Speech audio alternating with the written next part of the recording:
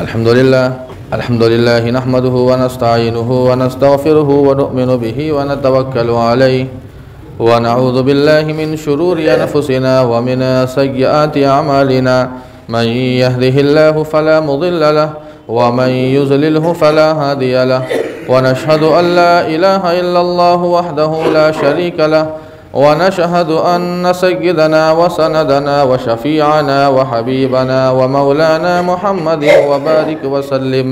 أما بعد، قال الله تبارك وتعالى في كلامه المجيد والفرقان الحميد: أعوذ بالله من الشيطان الرجيم، بسم الله الرحمن الرحيم. يا أيها الذين آمنوا لا تأكلوا الربا أضعافا مضاعفة واتقوا الله لعلكم تفلحون.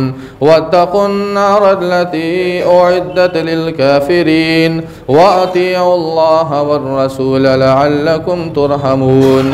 وقال أيضا في موضع آخر: يا أيها الرسل كلوا من الطيبات واعملوا صالحا إني بما تعملون عظيم. وقال النبي صلى الله عليه وسلم: من أكل طيبا وعمل في سنة وأمن الناس بوائقه دخل الجنة. وقال أيضا في موضع آخر: من أكل لقمة من حرام لم يقبل منه صلاة 40 ليلة. صدق الله مولانا العظيم وصدق رسوله النبي الكريم، ونحن على ذلك لمن الشاهدين والشاكرين، والحمد لله رب العالمین۔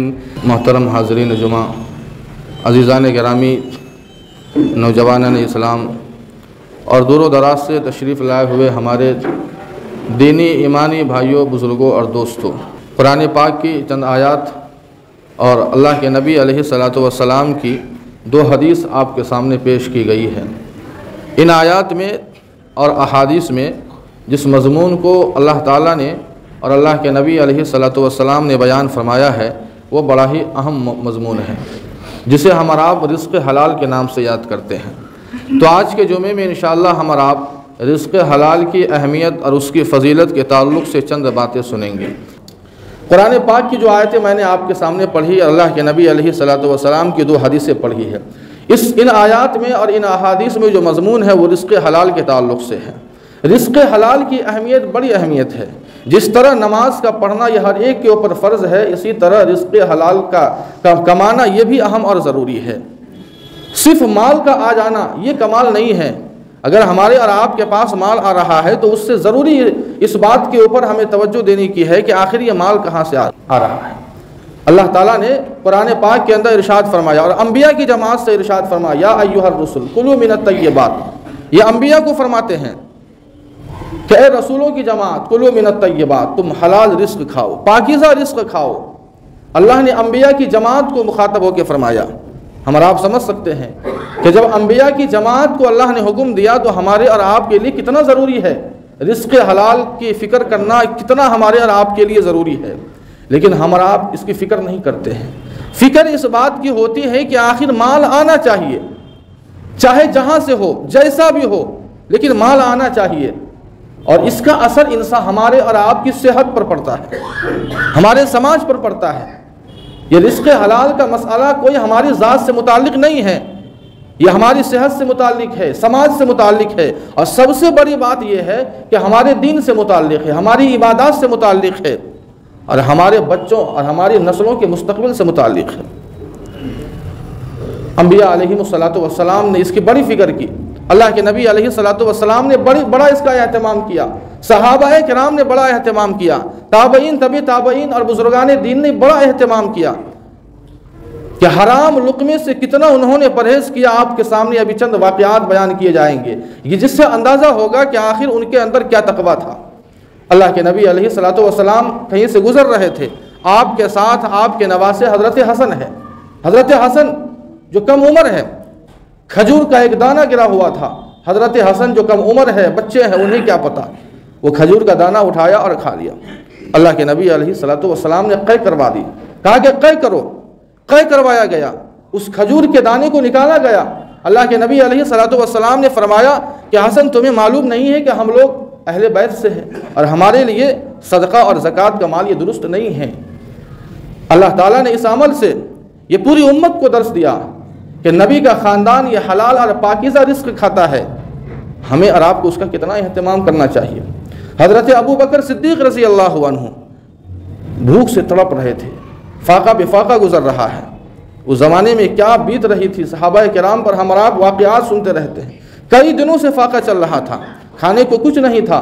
ایک ان کا غلام تھا جو زمانہ جاہلیت میں جھاڑ پھونک کا کام کیا کرتا تھا، اس نے جھاڑ پھونک کا کام کیا، ایک آدمی نے اس کو اجرت نہیں دی تھی، اتفاق سے انہی ایام میں اس کو اجرت کے پیسے مل گئے، اور وہ چپکے سے اس پیسے کو گیا لے کر بازار میں اور کچھ کھانے کی چیزیں خرید کر لایا اور حضرت ابو بکر صدیق رضی اللہ عنہ کے سامنے پیش کیا۔ کئی دنوں سے بھوکے تھے، حضرت ابو بکر صدیق رضی اللہ عنہ نے وہ لقمہ اٹھایا اور اسے کھانے لگے۔ اس غلام نے کہا کہ حضرت آپ روزانہ یہ پوچھتے تھے کہ یہ آخر یہ کھانا آیا کہاں سے ہے، لیکن آپ نے پوچھا نہیں۔ حضرت ابو بکر صدیق رضی اللہ عنہ نے کہا کہ بھوک کا اتنا غلبہ تھا کہ میں بھول ہی گیا پوچھنا کہ آخر یہ تم نے کھانا لایا کہاں سے ہے۔ تو حضرت ابو بکر نے پوچھا کہ آخر بتا ہی دو کہ تم نے کھانا کہاں سے لایا۔ سارا واقعہ بیان کیا اور کہا کہ میں جب زمانے جاہلیت میں تھا، میں اسلام نہیں لایا تھا، اس وقت جھاڑ پھونک کا کام کیا کرتا تھا، ایک آدمی کے پاس میری اجرت باقی تھی، اتفاق سے اس نے جھاڑ پھونک کی اجرت مجھے دی اور اسی پیسوں سے میں نے کھانا لایا اور آپ کو کھلا دیا۔ حضرت ابو بکر صدیق رضی اللہ عنہ نے قے کر دی، پانی منگوایا، قے کر رہے ہیں لیکن قے نہیں ہو رہی ہے، پانی منگوایا، پانی پہ پانی پیے جا رہے ہیں، انگلی ڈالے جا رہے ہیں، قے کیے جا رہے ہیں، لیکن وہ لقمہ نکل نہیں رہا ہے، اس لیے کہ پیٹ تو خالی ہے، اور الٹی تب ہوتی ہے جب انسان کا پیٹ بھرا ہوتا ہے۔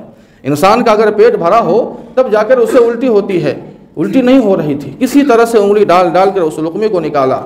یہ غلام بڑا حیران ہو گیا کہ آخر بات کیا ہے، چونکہ زمانہ جاہلیت میں جو جھاڑ پھونک کا کام ہوتا تھا وہ غیر اللہ کے نام پر ہوا کرتا تھا، شرکیہ اس میں اعمال کیے جاتے تھے۔ غلام نے پوچھا کہ آخر آپ نے اسے قے کیوں کر دی، آپ نے الٹی کیوں کر دی، اس لقمے کو کیوں ہٹا دیا؟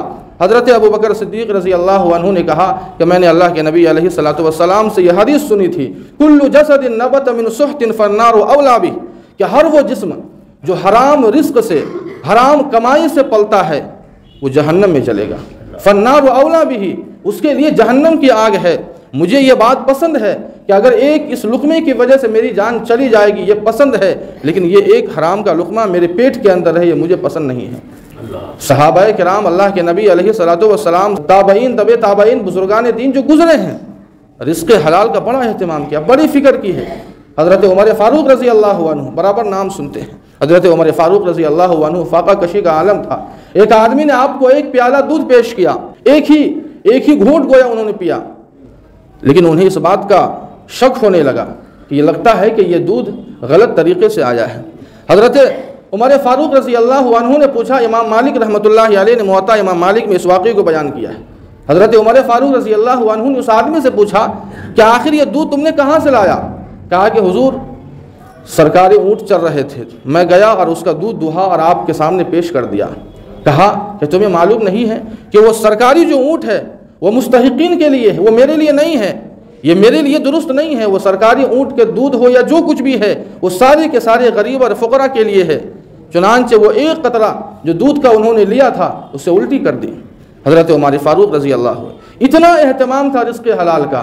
اللہ کے نبی علیہ الصلوۃ والسلام نے صحابہ کرام سے کہا کہ ایک زمانہ ایسا بھی آئے گا کہ لوگ دعا پہ دعا کریں گے لیکن دعا قبول نہیں ہوگی، دعا قبول نہیں ہوگی، بلکہ اللہ کے نبی علیہ الصلوۃ والسلام نے ایک مثال دی، بڑی اہم مثال دی۔ اللہ کے نبی نے کہا کہ ایک آدمی ہانکتا کانپتا ہوا لاکھوں روپیے خرچ کر کے وہ حج کے ارادے سے نکلے گا، کتنی پریشانی ہوتی ہے حج کرنے کے لیے، آسان بات نہیں ہے، اور وہاں جاتا ہے کافی پریشانی کے عالم میں ہے، خانہ کعبہ کی دیوار سے چمٹ کر وہ اللہ سے دعا کرتا ہے، اللہ سے دعا کر رہا ہے، سارے لوگ اس پہ ترس کھا رہے ہیں لیکن اس کی دعا قبول نہیں ہو رہی ہے۔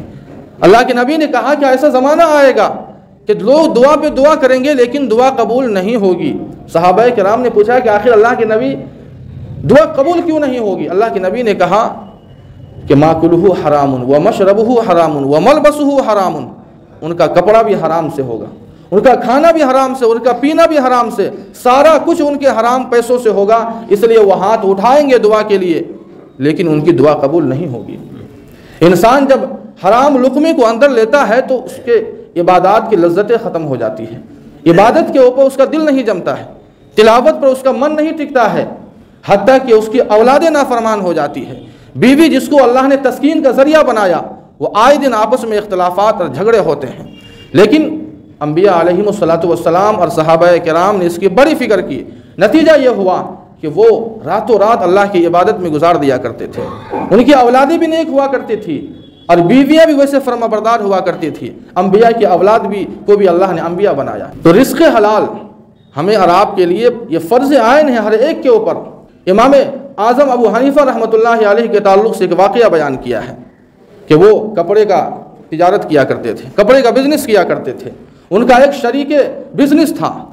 حضرت امام اعظم ابو حنیفہ رحمۃ اللہ علیہ نے اسے وصیت کی تھی کہ جب بھی کوئی گاہک آئے تو جو اصل دام ہے وہ بتا دینا، اور اس مال میں جو عیب ہو وہ بھی بتا دینا۔ کپڑے کا ایک تھان تھا جو اندر سے پھٹا ہوا تھا۔ حضرت نے اسے کہہ دیا کہ میں جا رہا ہوں، میں شام کو آؤں گا، لیکن اگر کوئی گاہک اس کپڑے کے تھان کو پسند کر لے اور وہ لینا چاہے تو اصل دام بتانا، اور اندر جو عیب ہے یعنی پھٹا ہوا ہے وہ بھی بتا دینا۔ چنانچہ وہ چلے گئے۔ ان کا جو شریک تجارت تھا، جو پارٹنر تھا، اتفاق سے گاہک آیا، اسے یہ کپڑا یہ تھان پسند آ گیا، اسے بیچ دیا۔ 70 درہم کا وہ تھان وہ 100 درہم میں بیچ دیا۔ وہ گاہک بھی گیا، 100 درہم بھی نہیں مل گئے۔ شام میں حضرت امام اعظم ابو حنیفہ رحمۃ اللہ علیہ واپس آتے ہیں اور پوچھتے ہیں کہ اس تھان کا کیا ہوا؟ کہا کہ حضرت ایک گاہک آیا تھا اور میں نے اسے بیچ دیا، 70 درہم کا تھان 100 میں بیچا۔ حضرت نے پوچھا کہ تم نے اصل دام بتایا تھا؟ کہا کہ نہیں۔ وہ عیب بتایا تھا؟ کہا کہ نہیں۔ کہا ایک تو تم نے نفع زیادہ لیا اور دوسرا یہ کہ تم نے اس کا عیب نہیں بتایا، اس لیے جاؤ اور اس آدمی کو تلاشو، اس آدمی کو تلاشو، اس گاہک کو تلاشو۔ اس آدمی نے کہا کہ حضرت وہ تو سواری پر آیا تھا، وہ تو نکل چکا ہوگا شہر سے۔ حضرت نے کہا کہ تم بھی سواری کا انتظام کرو اور اسے تلاشو۔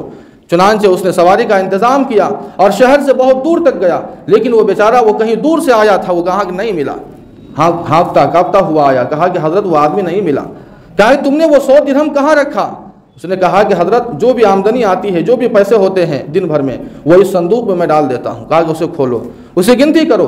وہ 30 درہم بھی اس میں تھے جو زیادہ لیے گئے تھے اور وہ عیب بھی نہیں بتایا گیا تھا۔ کہا کہ اسے گنتی کرو تو تقریباً ایک دن میں 30,000 سے زائد درہم تھے۔ کہا کہ یہ 30 درہم جو مشکوک تھا وہ اس میں مل چکا ہے، لہٰذا سارے کے سارے پیسوں کو تم صدقہ کر دو۔ اور وہ سارے 30,000 درہم کو انہوں نے صدقہ کر دیا۔ امام اعظم ابو حنیفہ رحمۃ اللہ علیہ کے تعلق سے یہ واقعہ بیان کیا ہے۔ ملا علی قاری رحمۃ اللہ علیہ نے مرقات المفاتیح میں امام احمد بن حنبل رحمۃ اللہ علیہ کے تعلق سے بڑا عجیب واقعہ بیان کیا ہے کہ رزق حلال کی کیا اہمیت ہے۔ انسان جب اس کی فکر کرتا ہے، رزق حلال کی فکر کرتا ہے، تو اللہ تعالیٰ کیا برکتیں عطا فرماتے ہیں اس کی زندگی میں۔ امام احمد بن حنبل رحمۃ اللہ علیہ کے تعلق سے آتا ہے کہ بیمار پڑ گئے، انہیں روٹی کھانے کی خواہش ہوئی۔ چنانچہ باندیوں نے آٹا لیا اور آٹا لے گوندھنے کے بعد وہ چلی گئی تنور پر پکانے کے لیے۔ جب وہ گئی تو دیکھا کہ تنور تو بجھا ہوا ہے۔ اب باندیوں نے سوچا کہ اب اس تندور کو اگر ہم سلگاتے ہیں تو خرچ بھی تیل زیادہ ہوگا، وقت بھی زیادہ لگے گا۔ ادھر حضرت کو بھوک لگی ہوئی تھی، انہوں نے سوچا کہ کیوں نہیں ان کا جو لڑکا عبداللہ تھا، ان کا تندور جل رہا تھا، اسی پر جا کر پکا لیتے ہیں۔ چنانچہ وہ باندیا وہ آٹا لے کر جاتی ہے، عبداللہ جو ان کے صاحبزادے ہیں امام احمد بن حنبل کے، ان کے تندور کے اوپر جاتی ہے اور وہ روٹی بناتی ہے، اور روٹی بنانے کے بعد حضرت کی خدمت میں پیش کرتی ہے۔ حضرت نے پوچھا کہ یہ تم نے کہاں بنایا؟ کہا کہ حضرت آپ کا تندور تو بجھ گیا تھا، آپ کا تندور بجھ گیا تھا، اس لیے ہم نے آپ کے صاحبزادے عبداللہ کے تندور پر یہ روٹی پکائی ہے، یہ روٹی پکائی ہے۔ تقوی کا عالم دیکھیے کہ کھانے سے انکار کر دیا، کہا کہ میں نہیں کھاؤں گا۔ اس لیے امام احمد بن حنبل رحمۃ اللہ علیہ اپنے صاحبزادے کی آمدنی کو مشکوک سمجھا کرتے تھے، اپنے لیے استعمال کو درست نہیں سمجھتے تھے۔ یہ تقوی تھا ان کا، اس لیے کہ وہ بیت المال سے پیسہ لیا کرتے تھے، یہ تقوی کا معاملہ تھا ان کا، ورنہ اصلاً دیکھا جائے تو درست تھا۔ چنانچہ اس کے بعد باندیوں نے کہا کہ حضرت اب ان روٹیوں کو کیا کریں؟ کہا کہ غریبوں میں جا کر تقسیم کر دو، لیکن ساتھ میں غریبوں کو یہ بھی کہنا کہ احمد بن حنبل نے اس روٹیوں کو نہیں کھایا ہے۔ امام احمد بن حنبل نے ان روٹیوں کو کھانے سے انکار کر دیا، یہ ضرور غریبوں کو اور مسکینوں اور فقیروں کو کہہ دینا۔ چنانچہ وہ باندیا روٹی لے کر نکلتی ہے اور غریبوں کو تلاشتی ہے، چند فقیر ملتے ہیں اور انہیں وہ روٹی تھما دیتی ہے، لیکن ساتھ میں یہ بھی کہتی ہے کہ ان روٹیوں کو امام احمد بن حنبل نے کھانے سے انکار کر دیا، ان فقیروں نے بھی انکار کر دیا۔ کہا کہ جب مشکوک چیز کو حضرت امام احمد بن حنبل نہیں کھاتے ہیں تو ہم لوگ کیوں کھائیں گے؟ اس زمانے کے فقیروں کا یہ تقویٰ تھا۔ چنانچہ جب دیکھا کہ کوئی غریب نہیں لے رہا ہے، کوئی فقیر نہیں لے رہا ہے ان روٹیوں کو، تو باندیوں نے سوچا کہ اب اس کا کرے تو کرے کیا؟ چنانچہ وہ باندیاں وہ روٹیاں لے کر نکلتی ہے اور ایک سمندر، ایک ندی اور نہر کے کنارے جاتی ہے اور اس ندی اور نہر میں ان روٹیوں کو ڈال دیتی ہے۔ شام کو واپس آئی، حضرت نے پوچھا کہ آخر ان روٹیوں کو تم نے کیا کیا؟ کہا کہ حضرت نہ آپ نے کھایا نہ غریبوں اور مسکینوں نے کھایا، تو اس کو کیا کرتے ہم لوگ؟ پانی میں ڈال دیا، نہر میں ڈال دیا، سمندر میں ڈال دیا۔ ملا علی قاری رحمۃ اللہ علیہ نے مرقات المفاتیح میں جو جملہ لکھا ہے وہ سننے کی بات ہے۔ انہوں نے لکھا کہ فَامْتَنَعَ مِنْ أَكْلِ الْحُوتِ مُدَّةَ حَيَاتِهِ، یہ مرقات المفاتیح کی عبارت ہے، فَامْتَنَعَ مِنْ أَكْلِ الْحُوتِ مُدَّةَ حَيَاتِهِ۔ امام احمد بن حنبل رحمۃ اللہ علیہ جب تک زندہ رہے کبھی بھی مچھلی نہیں کھائی، کبھی مچھلی نہیں کھائی۔ یا کابرین کا، یہ بزرگان دین کا، یا انبیاء علیہم السلام کا تقویٰ تھا کہ رزق حلال کے تعلق سے اتنا اہتمام کیا کرتے تھے، لیکن ہم اور آپ آج اس کی ہمارا فکر نہیں کرتے ہیں۔ نتیجہ یہ ہوتا ہے کہ ہماری زندگی سے برکتیں ختم ہو گئی ہیں، عبادت میں من نہیں لگتا ہے، قرآن پاک لے کر بیٹھتے ہیں تلاوت کے لیے، لیکن ہمارے بدن کے اندر حرکتیں پیدا ہونی شروع ہو جاتی ہے، شیطان آ جاتا ہے، 2 منٹ نہیں ہوتے ہیں کہ قرآن کو بند کر کے نکل جاتے ہیں۔ نماز پڑھنے کے لیے اگر بائی فورس اگر مسجد میں آ بھی جاتے ہیں تو ایسا لگتا ہے کہ کم سے کم وقت میں امام صاحب نماز پڑھایا بھاگے یہاں سے۔ گھر میں جاتے ہیں اولاد نافرمان ہو گئی ہے، گھر میں جاتے ہیں بیوی جس کو اللہ نے سکون کا ذریعہ بنایا وہ ہماری نہیں بات مانتی، گھر میں جانے کے بعد معلوم ہوتا ہے کہ نظام بدلا ہوا ہے، باپ بیٹے میں اختلاف ہے، ماں بیٹی میں اختلاف ہے۔ آخر اس کا نتیجہ کیا ہے؟ اللہ تعالیٰ نے اسی کو قرآن پاک کے اندر ارشاد فرمایا، یا ایھا الرسل کلوا من الطیبات واعملوا صالحا، کہ اے رسولوں کی جماعت کلوا من الطیبات، تم پاکیزہ رزق کھاؤ۔ اور میں نے جو حدیث پڑھی تھی وہ حدیث تو بیان ہی نہیں کی، اللہ کے نبی علیہ السلام کی جو حدیث ہے، تین چیزوں کے اوپر اللہ کے نبی نے جنت کی بشارت دی ہے۔ اللہ کے نبی فرماتے ہیں من اکل طیبا وعمل فی سنت وامن الناس بوائقہ دخل الجنہ، یہ 3 کام جو کرے گا اللہ تعالیٰ اس کے لیے جنت کا داخلہ آسان فرما دیں گے۔ سب سے پہلا کام کیا ہے؟ من اکل طیبا، جو پاکیزہ رزق کھائے، حلال نہیں کہا، من اکل حلالا نہیں کہا، اشارہ اس بات سے ہے کہ حرام سے تو ہمیں پرہیز کرنا ہی ہے، لیکن مشکوک چیزوں سے بھی ہمیں اور آپ کو پرہیز کرنا ہے۔ من اکل طیبا، جو حلال اور پاکیزہ رزق کھائے، وعمل فی سنت، اور جو سنتوں پر عمل کرے، وامن الناس بوائقہ، اور جس کے شر سے لوگ محفوظ رہے، لوگوں پہ ظلم نہ کرتا ہوں، لوگ اس کے شر سے محفوظ رہتے ہوں، دخل الجنہ۔ اللہ کے نبی علیہ السلام فرماتے ہیں کہ وہ انسان جنت میں داخل ہو جائے گا۔ یہ 3 کاموں پہ، جن میں سب سے پہلا کام ہے من اکل طیبا، جو حلال اور پاکیزہ رزق کھانے کا اہتمام کرے۔ یہ بڑی اہم بات ہے، اس کے اوپر اللہ کے نبی علیہ السلام نے جنت کے دخول کی بشارت دی ہے کہ وہ انسان جنت میں داخل ہوگا۔ اور انبیاء سے فرمایا یا ایھا الرسل کلوا من الطیبات واعملوا صالحا، عمل صالح کو اللہ نے رزق حلال پر موقوف کیا۔ پہلے اللہ نے رزق حلال کو بیان کیا، کلوا من الطیبات واعملوا صالحا، کہ حلال رزق کھاؤ تب عمل صالح کرو، اس لیے کہ انسان اگر حلال رزق کھائے گا تب عمل صالح قبول ہوگا۔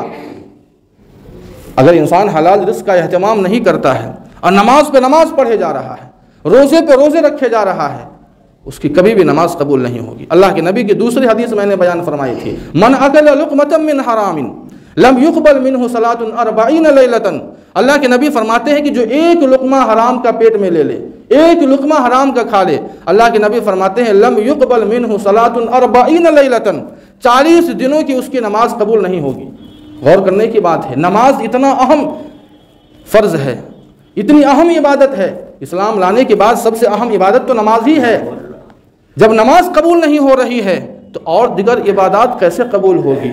یہ اللہ کے نبی علیہ السلام کی چند احادیث اور قرآن پاک کی چند آیتیں جو آپ کے سامنے پیش کی گئی ہے، اور اللہ کے نبی علیہ السلام کا واقعہ، صحابہ کرام کے تعلق سے، تابعین طبع تابعین کے تعلق سے جو واقعہ بیان کیا، خلاصہ اس بات کا ہے کہ ہم اور آپ رزق حلال کا اہتمام ضرور کریں، اس لیے کہ رزق حلال کمانا یہ فرض ہے، جس طرح نماز فرض ہے، اور ہماری نسلوں کا مستقبل اور بھوش بھی اس کے اوپر مبنی ہے۔ ضرورت اس بات کی ہے کہ ہم اور آپ اس کا اہتمام کریں۔ اللہ پاک سے دعا ہے کہ جو بھی باتیں کہی گئی ہیں اللہ پاک ہم سبوں کو ان باتوں پر عمل کرنے کی توفیق عطا فرمائے۔ وآخر دعوانا الحمد للہ رب العالمین۔